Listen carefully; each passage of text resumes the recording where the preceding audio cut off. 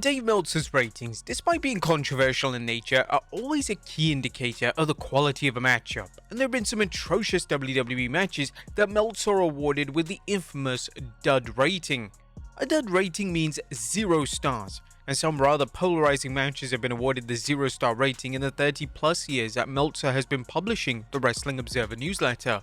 Join us now as Wrestlelamia looks at 10 WWE matches that received 0 stars.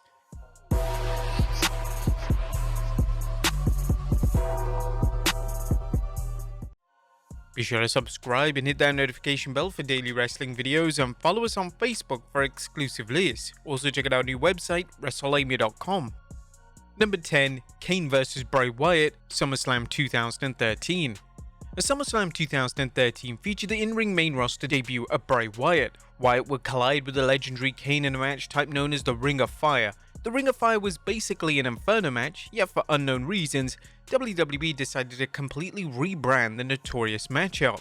Whilst the match was a fine spectacle due to the fire around the ring, the match was a slow and plodding affair, and Kane at this point in his career wasn't exactly having stellar matches. In The Observer, Dave Meltzer would claim that the match was really bad, and he also added, "Not a good debut at all for Wyatt. The fire around the ring limited what they could do. They didn't click, and the finish was bad considering the whole idea of the gimmick was that nobody could interfere, and it was an interference finish. The flames were kept low, except they'd shoot up whenever somebody would take a bump. At first it felt like kind of a spectacle, but after about 2 minutes it just felt like a bad match." Number 9. Alexa Bliss vs Bayley, Extreme Rules 2017. Alexa Bliss and Bayley's showdown at the Extreme Rules pay-per-view in 2017 is arguably one of the worst women's matches in WWE history. The match was a kendo stick on a pole match, and the pay-per-view encounter was one of the worst examples of character development imaginable, as the match completely annihilated Bayley's once illustrious babyface persona. It was a total shock when Dave Meltzer awarded the match a dud rating, as in all honesty there was an expectation that the match would be awarded a negative star rating. Meltzer would write in The Observer that the match was a psychological disaster and a joke of a championship match. Yikes. Number 8. Curtis Axel vs RTruth, Fastlane 2016. When Fastlane used to take place before WrestleMania, there were often complaints that it was a nothing pay-per-view and a complete waste of time. Fans who held this opinion were proven right in 2016 when WWE booked Curtis Axel vs RTruth on the show. Although the match was just over 2 minutes, it simply had no place on a pay-per-view card.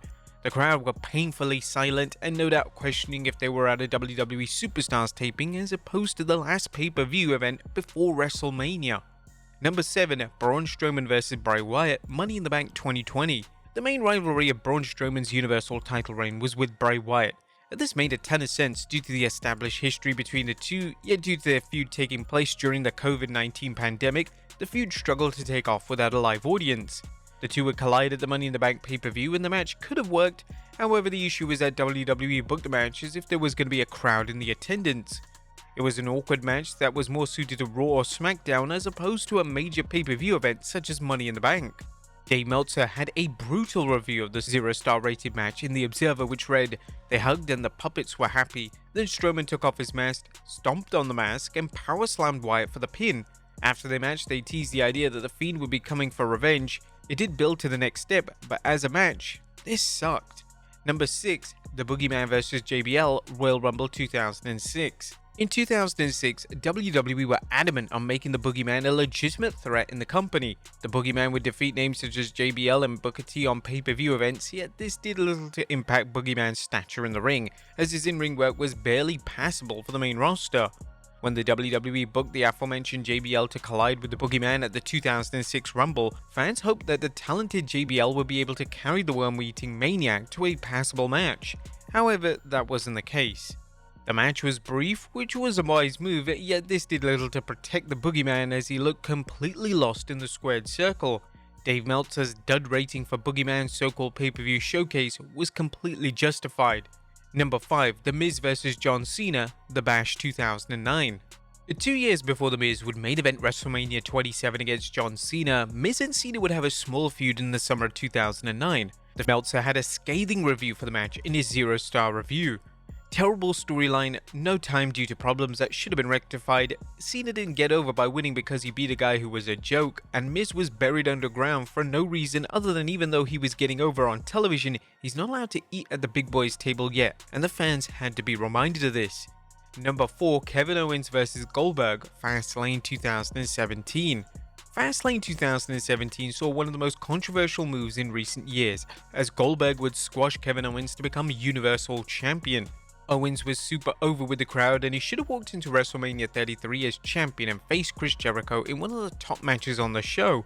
Ultimately, Vince McMahon made the call to have Owens drop the title to Goldberg, and although Jericho would distract Owens, costing him the match still did significant damage to Owens' credibility.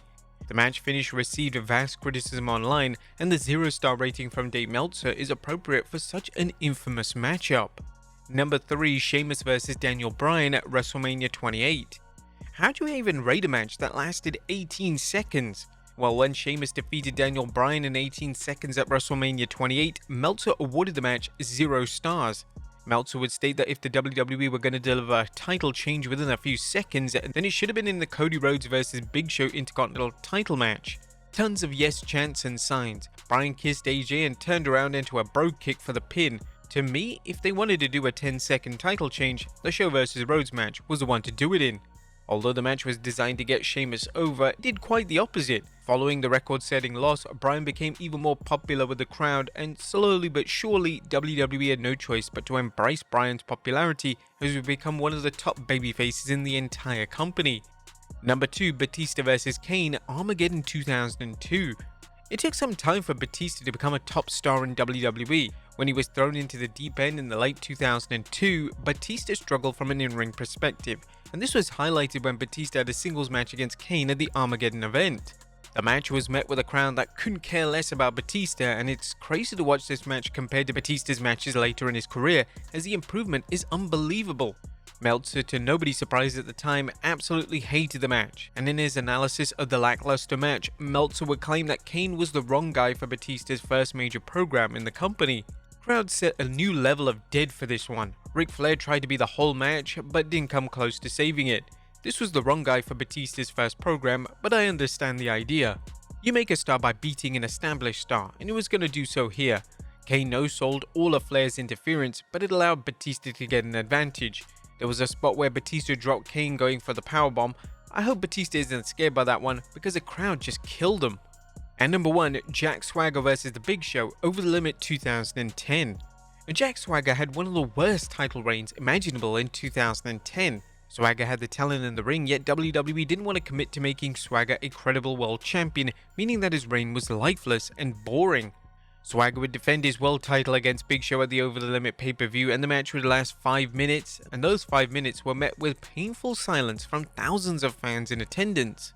The match would end in an anticlimactic manner as Swagger would hit Big Show with the world title. There was no sense of anger that the match was over, and this was a clear indication that fans had zero interest in Swagger as world champion.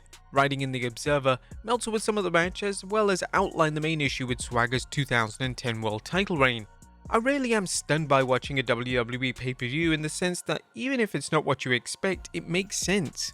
I keep expecting the deal where Teddy Long would come out and say how he's not going to let Swagger out that easily, and it never happened. Swagger comes in as a weak champion in the sense that people don't see him yet at the level, so they have to book him to get him at that level. Instead, they're doing the opposite so far. But there you have it folks, 10 WWE matches that received 0 stars. What you guys think? Let us know in the comments down below. I'll see you next time with some more wrestling content.